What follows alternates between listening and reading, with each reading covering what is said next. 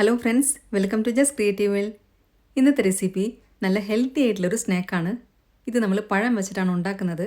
ഇതിൻ്റെ പ്രത്യേകത, നമ്മൾ ഇതിനകത്ത് പഞ്ചസാരയോ ശർക്കരയോ ഇതൊന്നും ആഡ് ചെയ്യേണ്ട ആവശ്യമില്ല. ഇതൊന്നും ഇല്ലാതെ തന്നെ നല്ല മധുരം ഉണ്ടായിരിക്കും. കുട്ടികൾക്ക് ടിഫിൻ ബോക്സിലൊക്കെ കൊടുത്തുവിടാൻ ഹെൽത്തി ആയിട്ടുള്ളൊരു സ്നാക്കും കൂടിയാണിത്. അപ്പോൾ നമ്മൾക്ക് നോക്കാം ഹെൽത്തി ആയിട്ടുള്ള ഈ റെസിപ്പി എങ്ങനെയാണ് ഉണ്ടാക്കുന്നതെന്നുള്ളത്. അതിനായിട്ട് 3 പഴം ഞാനിവിടെ എടുത്തിട്ടുണ്ട്. ഏത് പഴമായാലും കുഴപ്പമില്ല. ഇത് റോബസ്റ്റ പോലത്തെ പഴമാണ് എടുത്തിട്ടുള്ളത്. ഇനി മിക്സിയുടെ വലിയ ജാർ എടുത്ത് അതിനകത്തേക്ക് നമ്മൾ എടുത്ത പഴം തൊലിയെല്ലാം കളഞ്ഞതിന് ശേഷം ചെറുതാക്കി അരിഞ്ഞ് ഇതേപോലെ ഇട്ട് കൊടുക്കുക. ഇനി ഇതിൻ്റെ കൂടെ തന്നെ 1/2 ടേബിൾ സ്പൂൺ ലെമൺ ജ്യൂസും കൂടെ ഒഴിച്ചു കൊടുക്കുക. ഇത് പഴത്തിൻ്റെ കളർ മാറാതിരിക്കാനൊക്കെ നല്ലതാണ്. അതേപോലെ നല്ലൊരു ഫ്ലേവറും കൂടി ഉണ്ടായിരിക്കും. 2 മുട്ടയും കൂടെ പൊട്ടിച്ചൊഴിക്കുക. ഇനി നമ്മൾ ഇട്ട് കൊടുക്കാൻ പോകുന്നത് ഡേറ്റ്സ് ആണ്. നമ്മൾ ഇതിനകത്ത് പഞ്ചസാരയോ ശർക്കരയോ ഇതൊന്നും ആഡ് ചെയ്യുന്നില്ല. അപ്പം നല്ല മധുരം കിട്ടാൻ വേണ്ടിയിട്ട് ഞാനിവിടെ 7 ഡേറ്റ്സ് ഇട്ട് കൊടുക്കുന്നുണ്ട്. കുരുവെല്ലാം കളഞ്ഞതിന് ശേഷമാണ് ഇട്ട് കൊടുത്തിട്ടുള്ളത്. ഇനി കൂടുതൽ മധുരം വേണമെന്നുള്ളവരാണെങ്കിൽ കുറച്ചും കൂടി ഇട്ട് കൊടുക്കാം. ഞാനിവിടെ ഇട്ട് കൊടുത്തിട്ടുള്ള ഡേറ്റ്സ് നല്ല മധുരമുള്ളതാണ്.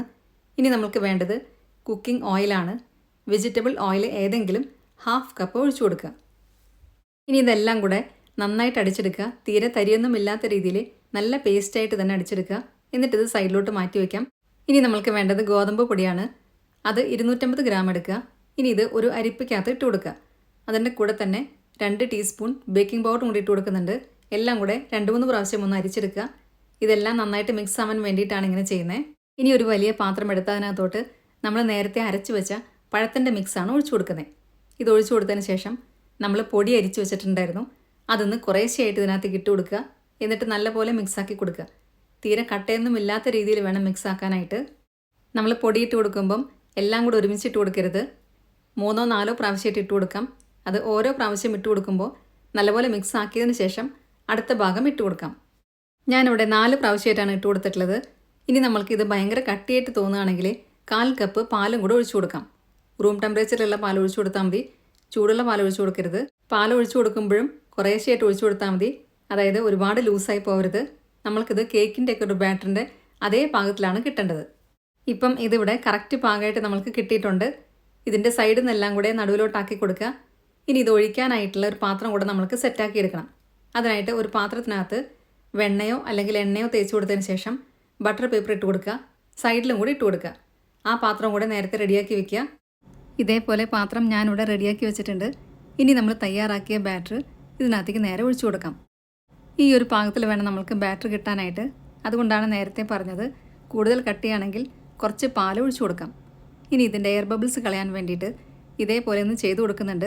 അതിനുശേഷം ഒന്ന് ടാപ്പ് ചെയ്ത് കൊടുക്കുക. ഈ സമയത്ത് തന്നെ നമ്മളൊരു പാൻ അടുപ്പത്ത് വെച്ച് അത് മീഡിയം ഫ്ലെയിമിൽ വെച്ചിട്ടുണ്ടായിരിക്കണം. കുറച്ച് വലിയ പാൻ വെക്കുക. അതിൻ്റെ ഉള്ളിൽ ഇതേപോലെ ഒരു തട്ട് വെച്ച് കൊടുത്തിട്ടുണ്ട്. ഇനി നമ്മൾ തയ്യാറാക്കിയ മിക്സ് ഇതിൻ്റെ മുകളിലോട്ട് വെച്ച് കൊടുക്കുക. ഇനി ഇത് ഡെക്കറേറ്റ് ചെയ്യാനായിട്ട് കുറച്ച് പിസ്ത ഞാനിവിടെ മുകളിൽ ഇട്ട് കൊടുക്കുന്നുണ്ട്. അതിന് പകരം വേണമെങ്കിൽ കാഷ്നട്ട് ഇട്ട് കൊടുക്കാം. ഏതായാലും കുഴപ്പമില്ല. ഇനി നമ്മൾക്ക് ഈ പാൻ അടച്ചു വയ്ക്കാം. അടച്ചു വെച്ച് 45 മിനിറ്റ് വെയിറ്റ് ചെയ്യാം. ചിലപ്പം ചെറിയൊരു ഡിഫറൻസ് അങ്ങോട്ടും ഇങ്ങോട്ടും ഉണ്ടായിരിക്കും. അത് ഒരു അരമണിക്കൂറൊക്കെ കഴിയുമ്പോൾ ഒന്ന് തുറന്നു നോക്കി ആയിട്ടില്ലെങ്കിൽ കുറച്ച് നേരം കൂടെ വെച്ച് കൊടുക്കുക. ഇപ്പം 45 മിനിറ്റിൽ ഇത് റെഡിയായി കിട്ടിയിട്ടുണ്ട്. ഇതേപോലെ ഒന്ന് കുത്തി നോക്കിക്കഴിഞ്ഞാൽ നമ്മൾക്ക് മനസ്സിലാവും ഇതിനകത്തൊന്നും ഒട്ടിപ്പിടിച്ചിട്ടില്ല. ഇപ്പം നമ്മൾക്കിത് കറക്റ്റ് പാകമായിട്ടാണ് കിട്ടിയിട്ടുള്ളത്. ഇനി ഇത് നമ്മൾക്ക് എടുത്ത് മാറ്റാം. ഒന്ന് ചൂടാറിയതിന് ശേഷം നമ്മൾക്കൊന്ന് മുറിച്ച് നോക്കാം. നല്ല സോഫ്റ്റ് ആയിട്ടുള്ള ഒരു സ്നാക്കും കൂടിയാണിത്. നമ്മളിതിൻ്റെ അടിയിലും സൈഡിലുമെല്ലാം ബട്ടർ പേപ്പർ ഇട്ട് കൊടുത്തിട്ടുണ്ടായിരുന്നു. അതുകൊണ്ട് തന്നെ ഇത് തീരെ ഒട്ടിപ്പിടിക്കത്തൊന്നുമില്ല. പെട്ടെന്ന് തന്നെ നമ്മൾക്ക് വിട്ട് കിട്ടും. ഇപ്പം നല്ലപോലെ ചൂടാറി വന്നിട്ടുണ്ട്. ഞാൻ ഇതൊന്ന് കട്ട് ചെയ്ത് കാണിക്കാൻ പോവാണ്. നമ്മളിതിനകത്ത് പഞ്ചസാരയോ ശർക്കരയോ ഒന്നും ഇട്ട് കൊടുത്തിട്ടില്ല. അല്ലാതെ തന്നെ ഇതിന് നല്ല മധുരം ഉണ്ടായിരിക്കും.